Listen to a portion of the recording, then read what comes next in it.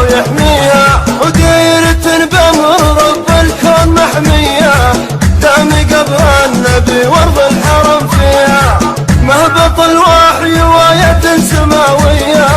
نرخص ارواحنا وبالعمر نفديها، وتحت حكم الملوك ثارت الهيا، نشعل النار لا يمكن نطفيها، ان رضينا تجيك انفس مرضية، من طلبنا لها الحاجات نقضيها، وان زعلنا تجينا الفين جنية، نقلب الارض فوق اللي عاديها، للوطن بين خيالة ورجلية، وارواحنا دون حتى